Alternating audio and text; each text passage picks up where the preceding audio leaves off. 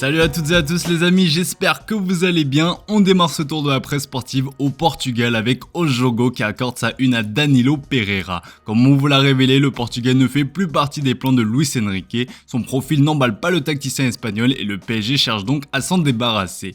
Pourtant, Danilo est particulièrement apprécié dans le vestiaire parisien où il joue un rôle de leader. Depuis son arrivée dans la capitale française, le milieu de terrain de formation a dépanné à plusieurs postes, donnant toujours satisfaction. Mais avec l'arrivée de Pacho, les places vaudront cher en défense. Selon le média portugais, le PSG a fixé son prix à 10 millions d'euros. Comme on vous l'a révélé, le FC Porto et des clubs turcs sont intéressés par ses services. Le joueur de 32 ans n'est pas le seul poussé vers la sortie par le PSG, loin de là. Une opération déstockage d'envergure se profile dans la capitale française et selon le Parisien, ils sont pas moins de 10 à être poussés vers la sortie. En défense, 3 joueurs sont concernés, Danilo donc, ainsi que Skriniar et Mukiele. Au milieu de terrain, Ndour, Ugarte et le jeune Ayman Kari sont priés de partir, car le Solaire ne sera pas non plus retenu en cas de belle offre. Enfin, certains joueurs qui s'entraînent avec le groupe Esport sont aussi attendus sur le départ. Le quotidien cite des noms comme Bernat, Garbi ou encore Dagba. Le PSG a moins de 3 semaines pour faire partir tout ce beau monde avant de s'attaquer à un autre chantier comme l'explique l'équipe. Vous n'êtes pas sans savoir que le départ de Mbappé oblige le PSG à reconstruire son attaque, mais pour le moment, le leader offensif se fait toujours attendre.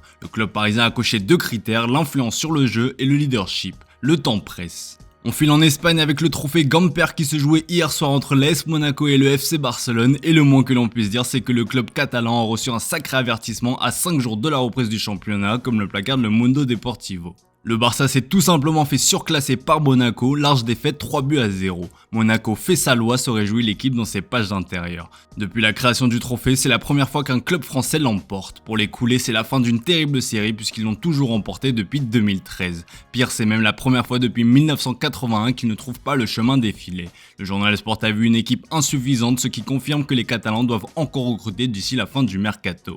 Vous vous en doutiez, on va encore parler du feuilleton Nico Williams. Si le Barça n'a toujours pas abandonné, les chances s'amenuisent, d'autant qu'El Chiringuito annonce que l'Athletic travaille sur une prolongation de son crack espagnol et espère l'annoncer très prochainement. Conscient que ce sera un dossier compliqué, la bande à Hansi Flick cherche des alternatives comme l'explique le Mundo Deportivo. A noter que les dirigeants se fixent une limite, celle de ne pas dépasser les 58 millions d'euros, soit l'enveloppe qui doit être allouée au transfert de Nico Williams. Parmi les candidats, on retrouve Luis Diaz de Liverpool. Le Colombien a toujours clamé son envie de jouer pour les Blaugrana et ce dernier serait disponible à un tarif similaire à Nico Williams. Il est clairement le favori. La piste Kingsley Coman est aussi citée, le Bayern Munich est toujours prêt à s'en débarrasser. L'avantage c'est que le français sera moins cher contrairement à la dernière piste qui mène à Raphaël Leao, un objectif a priori utopique au vu de son importance à l'AC Milan et de son tarif. Le portugais vaut au minimum le double. Bref, le Barça va devoir s'activer pour trouver la perle rare. Toujours en Espagne, on parle pognon et cette fois-ci on est loin des 58 millions d'euros qu'on évoque au Barça. Comme on vous l'a expliqué hier dans le JT, Vinicius Junior est attaqué par l'Arabie Saoudite. On n'avait pas les détails de l'offre saoudienne, et bien tenez-vous prêts, le journal AS nous en dit plus et les chiffres font froid dans le dos. Le club d'Al Ahly compte tout simplement proposer le plus gros contrat de l'histoire du foot à Vinicius Junior, un contrat de 5 ans à 1 milliard d'euros, soit 200 millions d'euros par an. Le milliard c'est aussi le montant de sa clause libératoire au Real Madrid, et au sein du club madrilène on refuse catégoriquement de vendre le joueur, à moins de débourser cette somme inimaginable. Le média évoque plutôt une offre aux alentours de 400 millions d'euros. Le package comprendrait également un contrat distinct de 10 ans pour devenir ambassadeur de la Coupe du Monde 2034. L'Arabie devient folle pour Vini comme le rapporte Marca dans ses pages intérieures et c'est un euphémisme. Pour le moment, l'offre n'a pas encore été formulée, mais elle risque de donner le tournis aux Brésiliens. D'ailleurs, si les médias madrilènes assuraient que le joueur avait refusé, Relevo indique que Vinicius Junior y réfléchit. Il souhaite entendre précisément la proposition et attend aussi de voir comment vont évoluer les échanges entre Madrid et les Saoudiens. Bref, la porte n'est pas totalement fermée. Toujours à Madrid, on évoque aussi le gros coup de l'Atlético de Madrid qui s'est offert l'araignée Julian Alvarez, comme vous pouvez le voir sur la une du journal Marca. Les colchoneros se sont offerts les services d'un numéro 9 à très fort potentiel. Pour rappel, Manchester City a récupéré près de 75 millions d'euros plus 20 de bonus dans l'affaire, soit la plus grosse vente de l'histoire du club. L'Argentin qui portera le numéro 19 est particulièrement attendu à Madrid. Julian 2030 s'enflamme as dans ses pages intérieures. Le média madrilène fait l'éloge du joueur de 24 ans qui a déjà tout remporté, que ce soit en club ou en sélection. Dans l'ombre d'Erling Haaland à City, Julian Alvarez doit désormais prouver son immense potentiel.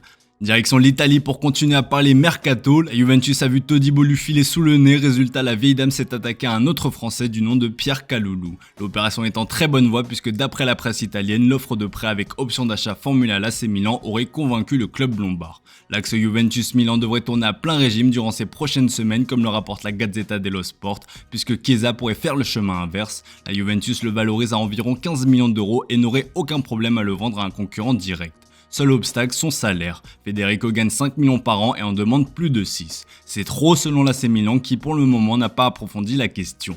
Les deux clubs pourraient profiter des discussions pour évoquer le cas d'autres joueurs. Milik n'est plus désiré à la Juve et son profil pourrait intéresser Milan. A l'inverse, le belge Selmakers est poussé vers la sortie par le club milanais. Mais la priorité des Bianconeri se nomme Coupe Miners de l'Atalanta. Le facteur K s'amuse tout au sport pour évoquer les opérations Coupe Miners et Kaloulou. Bref, ça risque encore de pas mal bouger. Allez, on va terminer ce tour de la presse sportive en Angleterre avec un gros coup dur pour Liverpool. Si la plupart des cadors anglais se renforcent, les Reds peinent toujours à officialiser leur première recrue. L'après-Klopp est difficile et les supporters sont en train de se rendre compte qu'Arne n'a pas la même aura que l'Allemand. Preuve en est, Zubimendi a snobé les Reds comme le placarde le Daily Mirror. Les Reds étaient disposés à payer les 60 millions d'euros de la clause libératoire du milieu de terrain de la Real Sociedad. D'ailleurs, c'était au jour de déposer le chèque, sauf qu'entre-temps, le champion d'Europe espagnol a changé d'avis. Le joueur de 25 ans a décidé de revenir sur sa décision et de rester à la Real Sociedad, club dans lequel il évolue depuis l'âge de 12 ans.